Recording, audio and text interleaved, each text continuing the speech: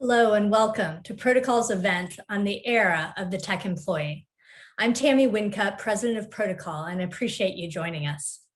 Today, we are here to begin a conversation on the important role tech employees are playing, not only in helping to build tech products and companies, but in driving aligned ownership, values, and behavior, and to discuss what to do when leaders and employees are at odds. On Wednesday, Protocol will release our second tech employee survey. Our first last year focused on tech employees' attitudes on potential regulation. This week, we share tech employees' attitudes and opinions on the tech workplace. We look forward to sharing the results and our reporting with you. In a few minutes, Protocol's chief correspondent, Izzy Lepowski, and senior reporter, Megan Rose Dickey, have a great panel lined up, and I hope you will tweet your questions to #ProtocolWorkplace. Before then, I'd like to thank Zoom for being our launch partner for our workplace vertical, and to welcome Lynne Oldham, Chief People Officer of Zoom, to help us set the stage for this important conversation. Lynne, welcome. We're glad to have you here with us. Thanks, Tammy. It's so exciting to be here. Thank you very much. Absolutely. Let's dive right in. Do you believe that this is the era of the tech employee? Absolutely. I have no doubt that we really have unleashed a new aspect of talent. Employees are now empowered to make decisions about when, where, and how they produce. So that's going to have ramifications for employers. We've all been doing this for 16 plus months, give or take, right?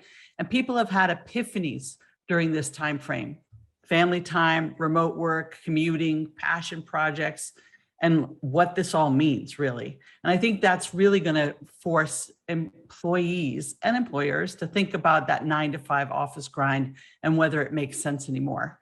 There's a lot out there. I'm glad to hear you're doing a survey. I've seen a lot of information in the airways, and employees themselves are taking to the airwaves just to say, especially if their employer has done something or has made a proclamation about how they're returning to work, and they're not being quiet about it. So there's definitely something in the air, and I think we're all experiencing it. And what a great time to sort of to be in the workforce, because if you know, there's not been anything like this that's changed the way we work in a very long time.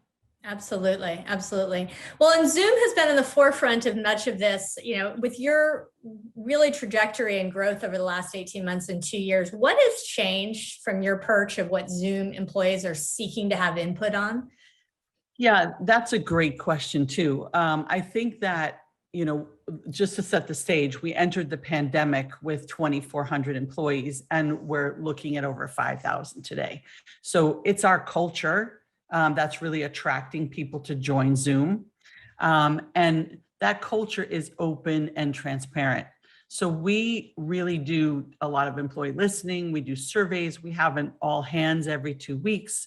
So we're really getting people to talk about what they are desiring in their employment arrangement. So, and our employees are not shy, and we encourage that. So it's an opportunity for us to really allow them to talk to us about what they want, and we're listening.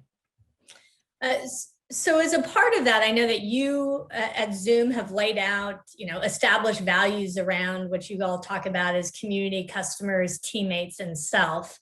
And not just at Zoom, I presume, but across all technology companies, employees are increasingly asked for companies to drive real kind of social impact that are aligned to their own personal values. Can you give us some examples of what that has meant at Zoom and how you navigate that conversation? Yeah, I think when I joined, which was just before our IPO, we had a happy crew. Our happy crew is a grassroots group of people, volunteers, all, I don't know, we're probably about 200 of them at this point, driving the social impact for the company. It was only this year that we added a head of social impact to really help, you know, pull that all together. But our employees are definitely wanting a say in not only customer matters, vendor matters, speakers that talk at the company, And as leaders, we have to take that on board, right? That's really critical for us to lead as leaders, to listen to our employee base. And it's one piece of input as that we need to hear in how we make decisions, right? But it's not the only piece. But employees are a critical and important stakeholder. So we do a lot of listening. And I would say, if you want an example, I'll give you one where we did an event and we gave out a capstone gift around the event. And it was from a vendor that had some issues. So our employees were not quiet about it. They had a lot to say about the leadership of that company and how it was taking the company down a certain path. And we had to engage in that dialogue. It was not something we could just like sweep under the rug and say, we'll have none of that. We listened, and we had increasing opportunity for employees to weigh in on those things. Absolutely. I'm also interested, Lynne, in the fact that you have come to Zoom not from tech, right? You have led very large talent and culture teams across numerous different types of industries, whether it's agricultural or financial services. And I think that often we think about tech as unique in terms of building, but throughout history, powerful industries have had moments where employee voices have really driven change. Is what you're seeing at Zoom and in tech unique to tech, in your opinion? Is it different from what you saw happening in those two other industries?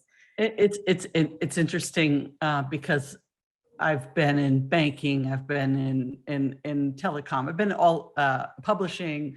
I think that tech, and it's hard to say because my career spanned 20 years, right? So, but I do think that it's not necessarily new and only to tech, but I just think the pandemic has created an environment that's shifted the balance of power right now and given the employee movement tailwinds.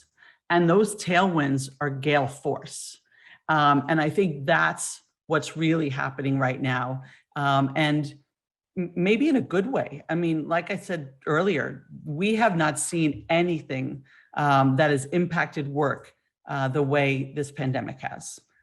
So interesting, but I think that it's definitely a shift in the balance of power at this point in time. Absolutely. Well, we appreciate you opening it up. We appreciate your partnership and for setting the stage from your perspective as Chief People Officer about where we are headed in the era of the tech employee. Thanks again for your time. Thank and you, I'd love Tammy. to welcome Izzy and Megan and looking forward to the panel that they have. Thank you. Thanks, Lynne.